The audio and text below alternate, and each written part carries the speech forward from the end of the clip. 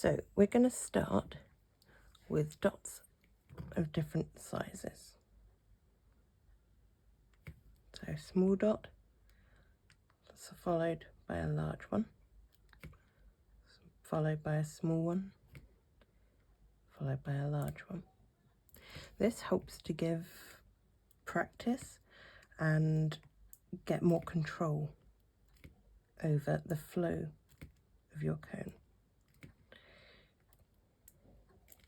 If you notice, so what I'm doing is just press down just above the paper and just press down, release, pressure, and then pull up. And for the big ones, press down, squeeze until it's the size you want, release the pressure, and then pull up. That'll give you a nice dot, and so it should be nice and flat, and it shouldn't look like little meringue kisses or anything, because that often is a sign that your paste might be a bit too sticky or too runny. It's really good to practice these drills, as simple as they can be, because it helps with precision and keeping things uniform and the same.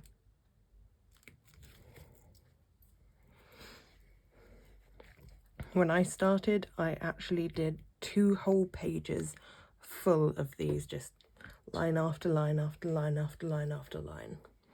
And honestly, it is an amazing thing to do. It's really helps. Once you've mastered your lines, or mastered your dots, sorry, we'll go on to lines. So press and drape.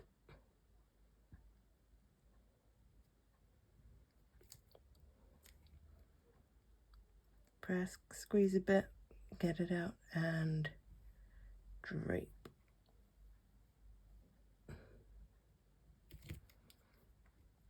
And then a couple more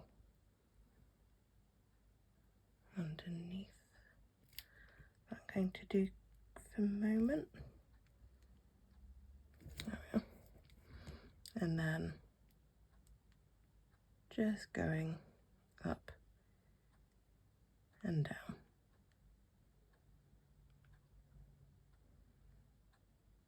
So what I'm doing here is going against the line, pressing slightly to get pressure, building up that line, and then just letting it drape down over. This helps for it to go really straight, because when I press the cone against the tip of the paper,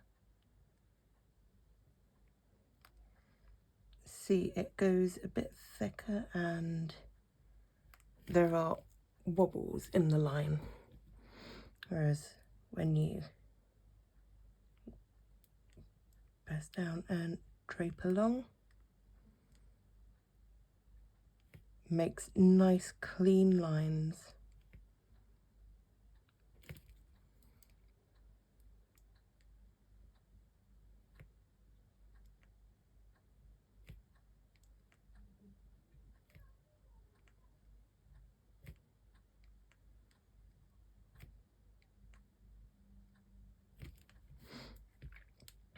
And then I like to practice going down and going up, just to get that muscle memory going.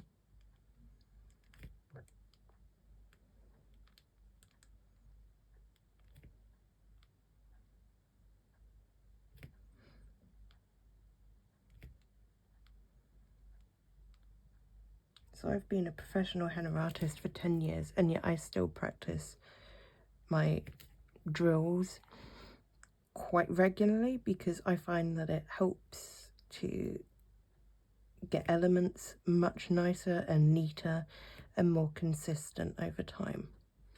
It's great for beginners to do as they start to learn, as well as professionals and experienced artists alike, just because it keeps you on top form and keeping up with the game and making sure it's all good. Because I didn't press down there, because I'm trying to rush through it.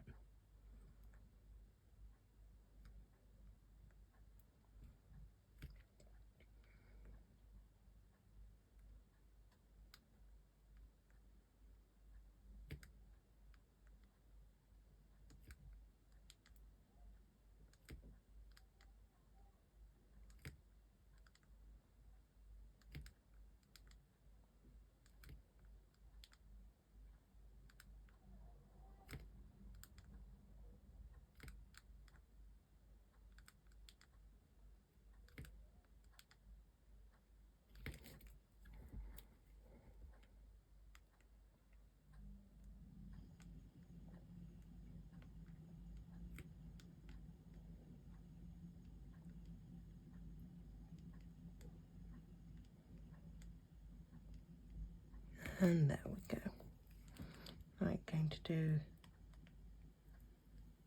a couple of quick lines just going across as guides.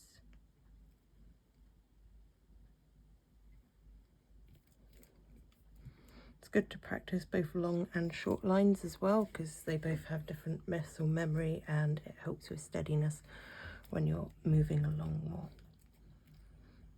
What I like to go on to next are bridle bumps or humps, and so just consistent pressure and just going up and around, and you want to try to keep them the same, not going all different, because otherwise it doesn't look very good when it goes all over the place. So there's lots of different shapes you can go for. You can go for tall or short and wide or thin.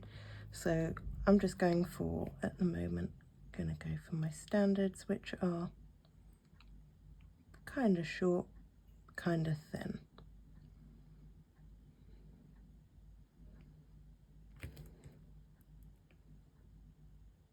And trying to keep them at the same height. Now, drills are not about speed, it's about trying to stay consistent, build muscle memory, and get your elements consistent and precise throughout your designs.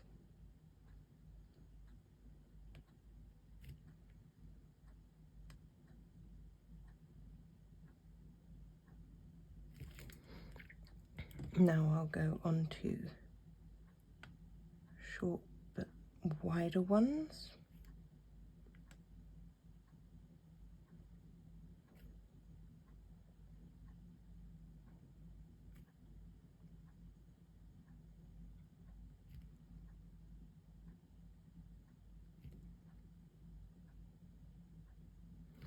And with these, if you're getting better with controlling the flow, you can go and, as you go up, press more, and as you go back down, press less, so then it goes into a thicker and thinner.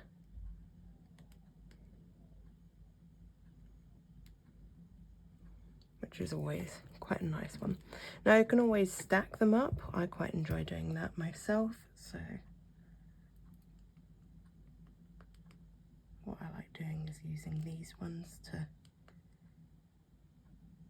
go over these at the edge of my designs.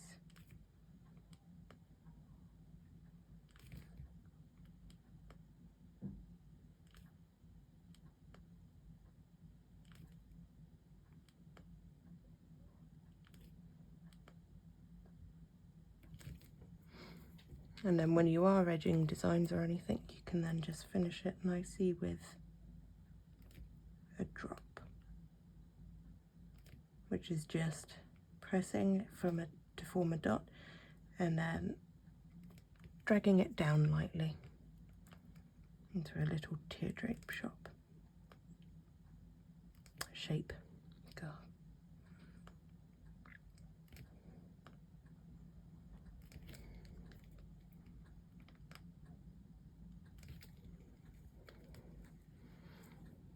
And then that can be quite a nice little edging.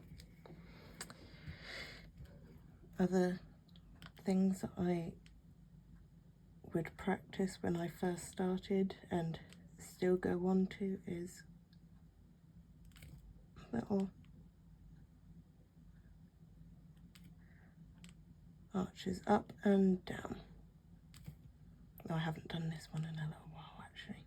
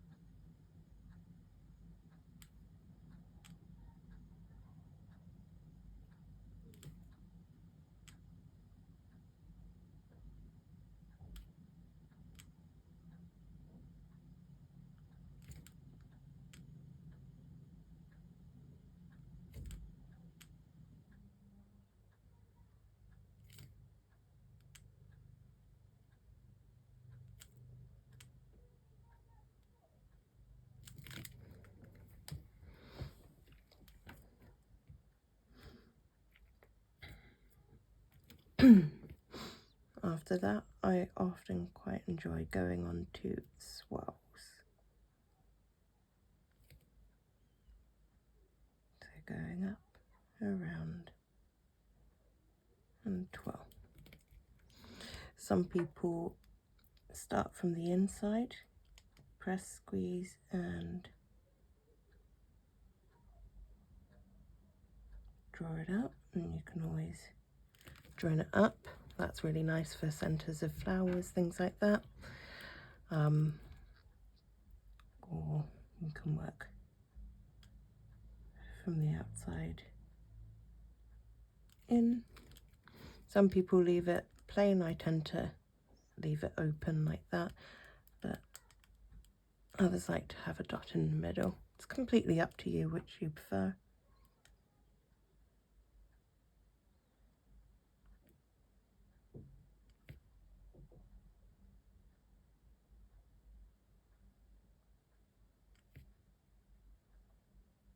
And the same with if you prefer them more open, so with the gap. So that's good for, so like on top of, let's quickly do this.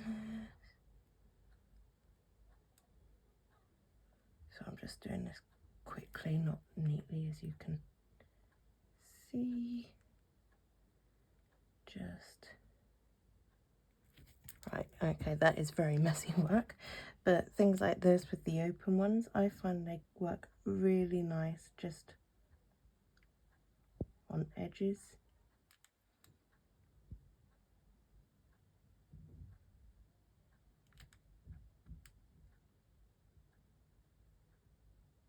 Having a row of them.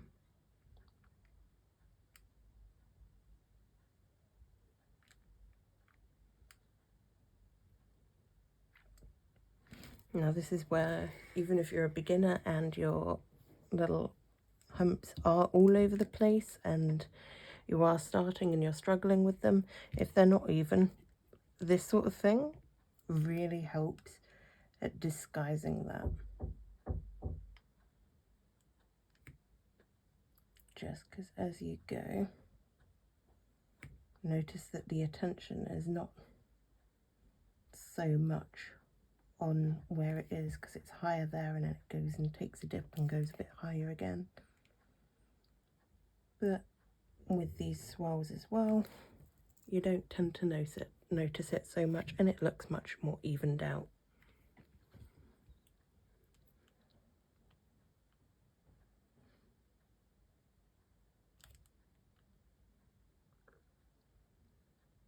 Same can also happen with things like dots. So there, for really white ones, I do go around a bit. Then you can go some really big dots and some really little ones in the middle, just to really sort of balance it up together, and then it looks much easier and better. And then with these, halfway through, I like trying to remember to do it the other way. So you can probably tell I haven't been doing this one for a while. I do most of my swirls going clockwise for some reason.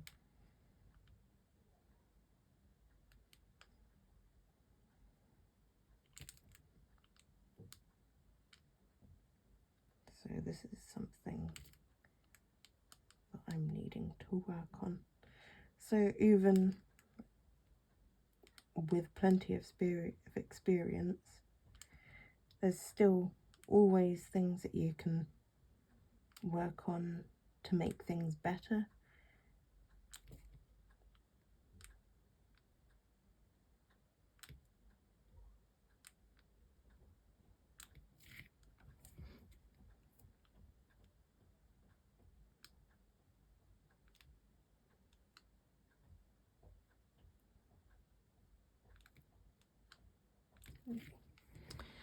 Okay.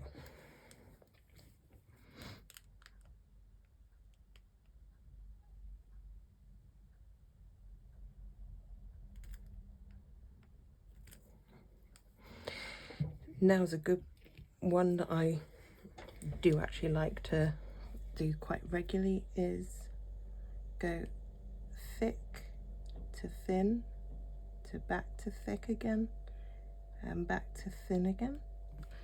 So to do that, what I am doing is going along very little pressure at first, building up pressure and going slower to make it nice and thick in the middle, and then less pressure as I ease off. So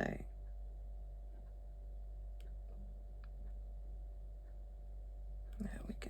So then you can make things like that, like little leaves, or just slightly curled. These are really nice to, when putting them together, to make vines. You can do thick to thin, thick to thin, and then thin to thick, thin to thick, and then go in between the two. You don't have to use a line as a guide, but if you're a beginner or you're just starting out on this, you can find it goes very lopsided very quickly. So it's quite nice to have a little line just down there as a guide to help you get into more muscle memory, because otherwise things do twist.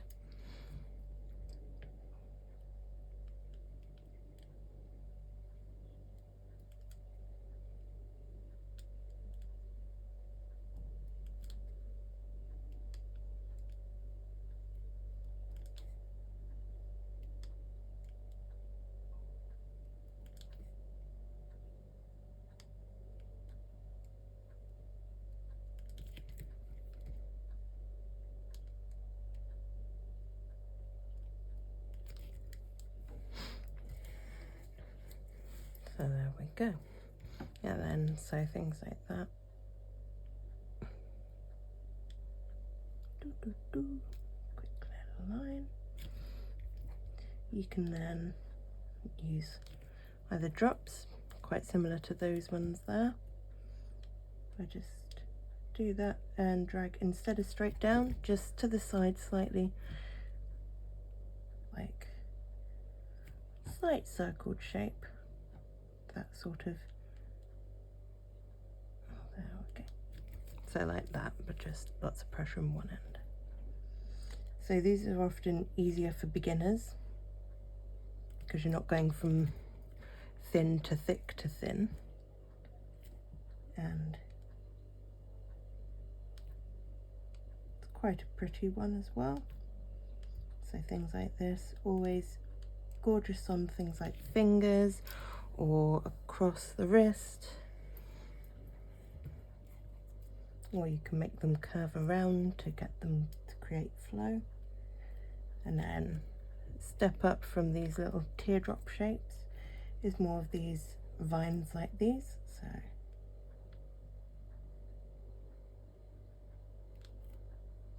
either that,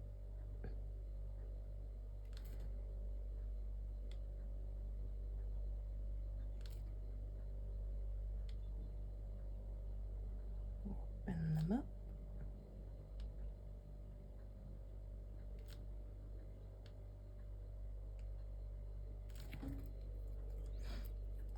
So as you can see, that you can create quite a few different variations just with different pressure.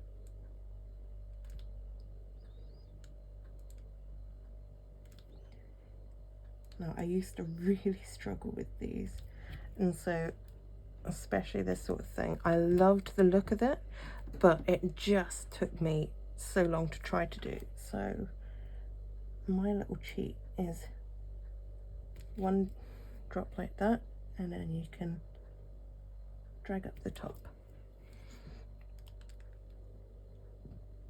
So you just create a simple dots, or drops, and then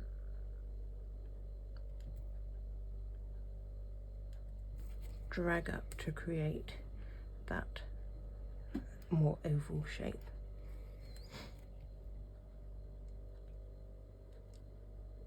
And you can either curl it down or curl it up, whichever shape you'd like to do, and wherever you're trying to get the focus on your design.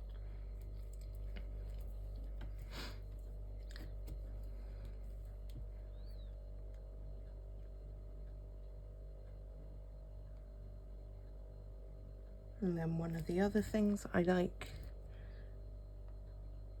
to often do with my drills, create a few circles or swirls. So these are going to be flower centers, and just go around them.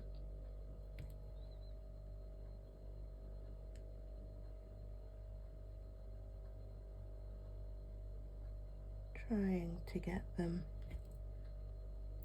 to look relatively neat and uniform to each other.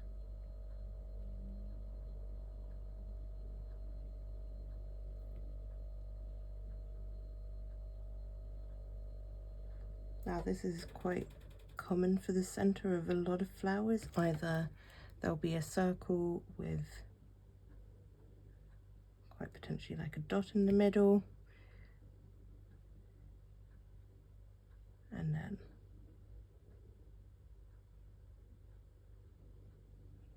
round these go, and then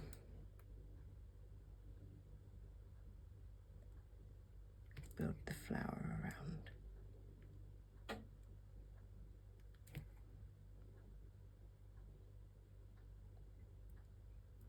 And so it's just good to practice things like going around just to make it nice and uniform, because it does make a difference with the finished result.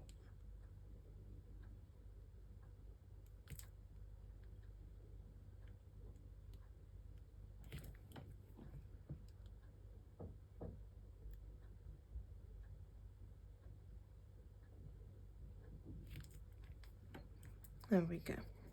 And again, it can be different shapes, different sizes. So with that one, they were slightly wider, whereas this one, it's slightly thinner and slimmer. Completely up to you. And I also like to change it between different flowers. So some flowers I'll use wider, some I'll use thinner. And then, as you noticed, I did those freehand, but when first starting, it can also be quite difficult to balance your petals. So I'll just work with that. But basically, what I used to do, line at the top and the bottom, and then just a little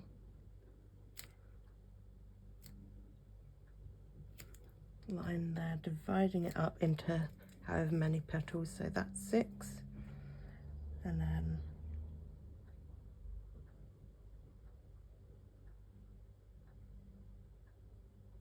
use that to go. And then what I often tend to do is do one and then do the other one opposite. That way I can balance it out a bit easier.